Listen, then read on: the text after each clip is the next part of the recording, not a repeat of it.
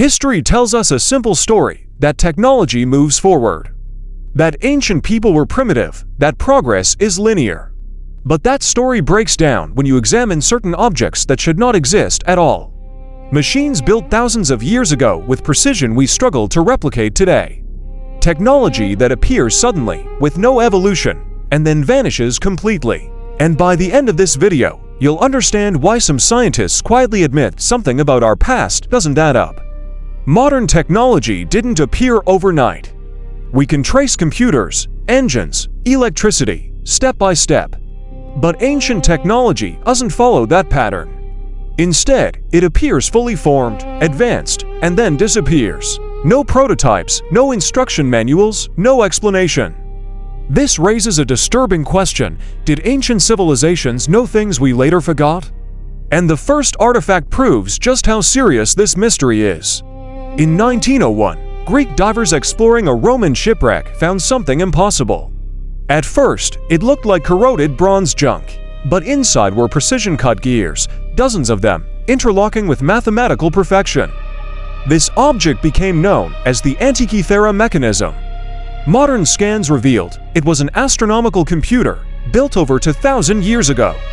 It could predict eclipses, track planetary motion, calculate Olympic cycles, and model celestial mechanics with shocking accuracy. NASA engineers later studied it and confirmed something uncomfortable. The Antikythera Mechanism uses engineering principles that should not appear again for over 1,000 years. So the question becomes, who taught them this? And this is only the beginning. Because ancient Rome built something we still cannot reproduce today. Modern concrete crumbles within decades. But Roman concrete, it gets stronger over time. Structures like the Pantheon, Roman harbors, and aqueducts have survived earthquakes, saltwater, and millennia. Scientists recently discovered the secret, a unique chemical reaction involving volcanic ash and seawater. The problem: we don't know how the Romans discovered this, or why the knowledge was lost. Even more disturbing, modern attempts to recreate it still fail. Which means an ancient civilization accidentally solved a problem we still struggle with, or they knew exactly what they were doing.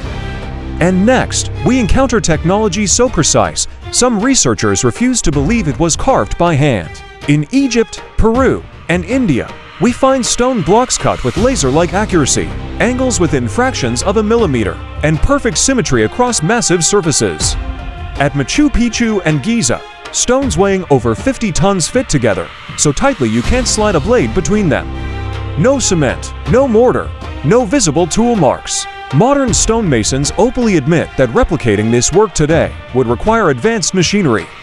Yet we are told it was done with copper tools and stone hammers. So we must ask, were the tools lost, or was the knowledge deliberately erased? Because now we move from stone to sound.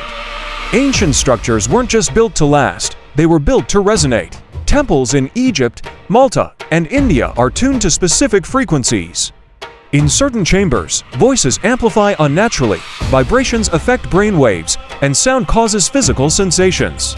Some researchers believe these spaces were designed for healing, altered states of consciousness, and ritual technology, not just religion.